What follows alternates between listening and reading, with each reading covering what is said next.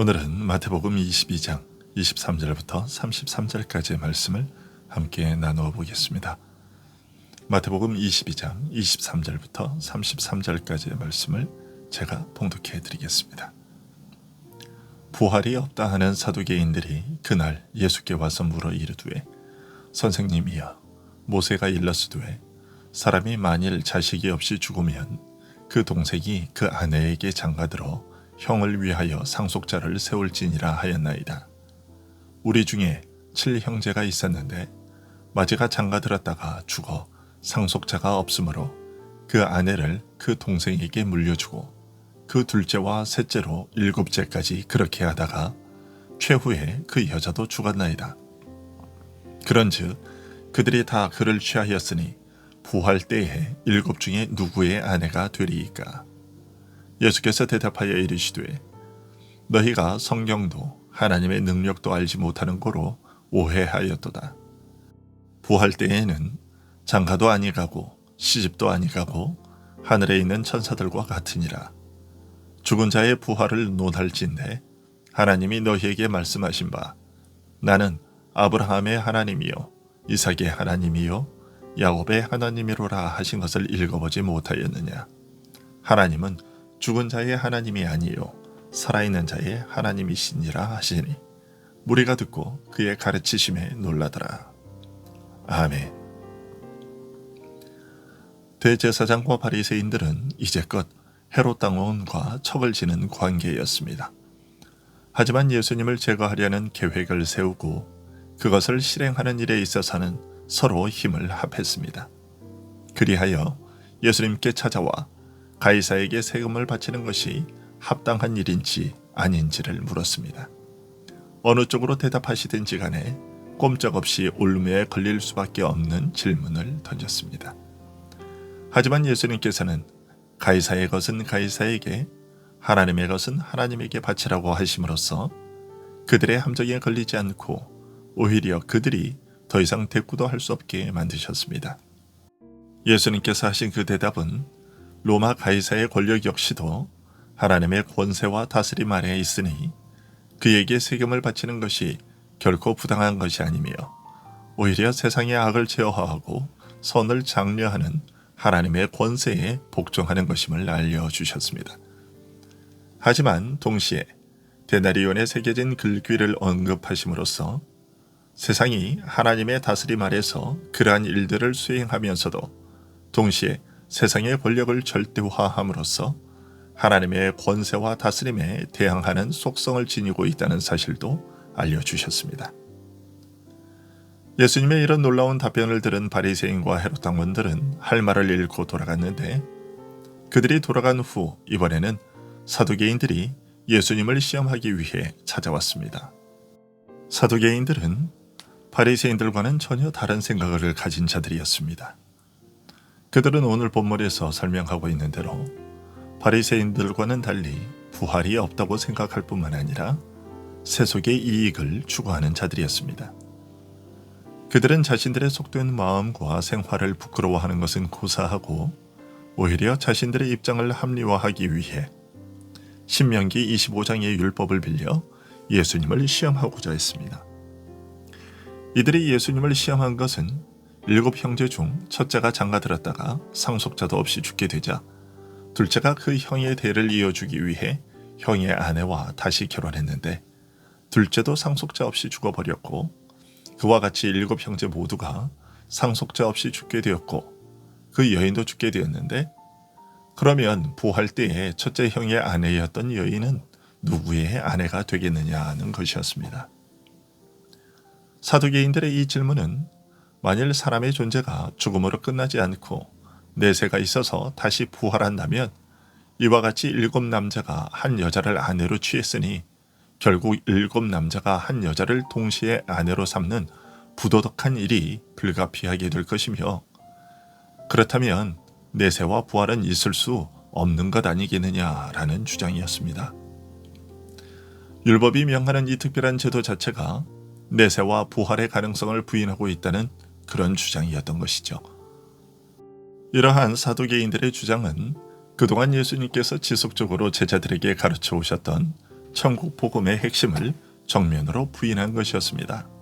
즉, 예수님께서는 그동안 십자가와 부활이 천국 복음의 핵심이라고 가르쳐 오셨는데, 부활이 없다고 하면 그간 가르쳐 오셨던 천국 복음의 내용을 스스로 부인하는 오류에 빠질 수밖에 없게 되는 것인데, 사두개인들은 바로 이 점을 노린 것이었습니다. 하지만 예수님께서는 그 사두개인들을 향해 너희가 성경을 알지 못하는 고로 오해하였다고 말씀하셨습니다. 그들이 신명기 25장의 규례의 참뜻을 알지 못하고 있기에 그런 질문을 하는 것이라고 지적하신 것이죠. 그러면 신명기 25장의 규례가 갖고 있는 의미는 무엇일까요? 먼저 신명기 25장의 규례에서 말하는 형제는 꼭 친형제만을 가리키는 말이 아니라는 것을 알아야 됩니다. 룻기를 보면 보아스는 죽은 첫째 아들과 친형제가 아니라 친족 관계에 있는 자였음에도 룻을 아내로 맞아들여 신명기 25장의 규례를 이행했습니다. 따라서 신명기 25장의 규례의 형제는 친형제보다 훨씬 더 폭넓은 관계를 가리키는 것임을 알 수 있습니다. 그리고 우리가 룻기를 보면 보아스보다 더 가까운 촌수의 친족이 있었는데 그 사람은 룻을 아내로 맞아들여야 하는 의무를 거절했습니다. 그것을 보면 이 일은 대단한 자기 희생을 요구하는 부담스러운 일이요, 일반적으로는 감당하기를 원치 않는 그런 일이었음을 알 수 있습니다. 그럼에도 불구하고 이 일이 명해진 것은 자식 없이 죽은 형제나 친족의 이름을 잊게 하려고 그가 잃어버린 기업을 다시 회복하여 그의 집을 세워주기 위해 명해진 것이었습니다. 이 일을 감당하는 자를 가리켜 고엘, 즉 기업물을 자라고 불렀는데, 이런 이름은 이 제도의 근본 취지가 긍휼과 자기 희생에 근거한 매우 고상한 제도였다는 사실을 알려줍니다. 고엘이라는 말은 원래 몸값을 지불하다, 구속하다 라는 뜻입니다. 따라서 이 일은 형제가 잃어버린 기업을 다시 사서 형제의 집을 세워주는 자, 곧 형제를 구하여 살리기 위해 스스로 희생하는 자를 뜻하는 일이었던 것입니다. 말하자면 이 고엘 제도는 죽은 형제가 감당해야 할 몫을 대신 감당하는 긍휼과 자기 희생의 제도였던 것이죠. 그리고 바로 이렇게 어렵고 힘든 일이요, 큰 희생을 요구하는 일이기 때문에 낯선 외인들에게 맡기기보다 죽은 자와 가장 가까운 형제나 친족으로 하여금 감당하게 했던 것입니다. 하지만 하나님께서 이런 제도를 세우신 목적은 단순히 가문의 육적 혈통을 이어가게 하려는 것이 아니었습니다. 이 독특한 제도의 궁극적인 목적은 이스라엘 가운데서 그 이름이 끊어지지 않는다는 것이 얼마나 중요하고 복된 것인가를 일깨우는 데에 있었습니다. 이스라엘 사회에서 이름이 끊어진다는 것은 단순히 육적 혈통이 끊어지는 것을 가리키는 것이 아니었습니다. 이스라엘 가운데 그 이름이 기록된다는 것은 하나님께 속한 자 내지는 하나님의 백성으로 이름이 기록된다는 뜻이며, 성경에서는 이것을 가리켜 이스라엘 가운데 계수된다, 책에 기록된다, 생명책에 기록된다는 등의 말로 표현되고 있습니다. 그리고 그 이름이 도말된다는 것은 하나님과 그의 백성 이스라엘에게서 끊어진다는 것을 뜻했습니다.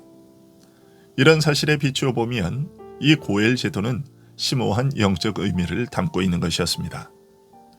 비록 육체는 죽어 이제는 그의 존재가 완전히 사라진 후에도 그는 여전히 하나님의 백성 이스라엘에 속한 자라는 사실을 강력하게 알려주는 제도였다. 또한 이것은 이스라엘에 속한 자라는 사실은 육신의 죽음으로도 해소될 수 없다는 것을 알려주는 제도였습니다. 하나님의 백성이 되어 그에게 속하게 되는 언약 관계는 죽음으로도 해소되지 않는다는 것을 알려주기 위한 제도였던 것이죠. 자신의 이름을 이어 이스라엘 가운데서 살아가는 자식의 존재는 자신이 과거 한때 이스라엘에 속한 자였으며 육신으로 떠나 있는 지금도 이 관계는 해소되지 않고 여전히 의미 있는 관계로 남아있다는 것을 보여주는 산 증거가 되었던 것입니다. 이스라엘에 속한 신분, 즉 하나님의 백성으로서의 영적 신분은 죽음으로써도 소멸되지 않는다는 것을 보여주기 위한 것이었습니다. 따라서 이 제도는 부활이 없다는 것을 보여주는 것이 아니라 오히려 사람의 존재가 죽음으로 끝나지 않는다는 것을 보여주는 더 강력한 증거였던 것입니다. 예수님은 이런 사실을 알지 못하고 있던 사두개인들을 향해 너희가 성령도 하나님의 능력도 알지 못하는 거로 오해하였도다. 부활할 때에는 장가도 아니가고 시집도 아니가고 하늘에 있는 천사들과 같으니라고 알려주었습니다. 부활 이후에는 인간 관계와 존재 질서가 지금 이 땅에서와는 크게 달라진다는 사실을 알지 못했다는 것이죠. 부활한 성도들은 변화되어 그리스도와 같이 영광스럽게 될 것이며 그리하여 마치 하늘의 신령한 존재인 천사와 방불해질 것이라는 사실을 알지 못했다는 것입니다. 그때는 시집가고 장가가는 일이 없어진다는 사실을 사두개인들은 몰랐던 것입니다. 남녀가 하나 되어 가정을 이루고 사는 것은 어디까지나 이 땅에서만 존재하는 질서일 뿐이고 부활 이후에는 더 이상 이런 일이 없다고 알려주셨습니다. 그러니 사두개인들이 질문한 도덕적인 문제 같은 것은 발생하지 않게 되는 것이죠. 죽음으로써 혼인관계가 해소된다는 것입니다. 사람의 관계가 죽음 이후에도 계속된다면 이것은 사두개인들이 말한 것처럼 큰 도덕적인 문제를 낳게 될 것이지만 육체가 죽음으로써 이런 부부 관계는 더 이상 효력을 잃게 된다는 것입니다. 하나님께서 나는 아브라함의 하나님이요 이삭의 하나님이요 야곱의 하나님이로라 하신 것을 읽어보지 못하였느냐. 하나님은 죽은 자의 하나님이 아니요 살아있는 자의 하나님이시니라고 말씀하신 것은 바로 이런 사실을 알려주는 것이었습니다. 하나님께서는 결코 죽어 그 존재가 사라진 자의 하나님이 아니라는 것이죠.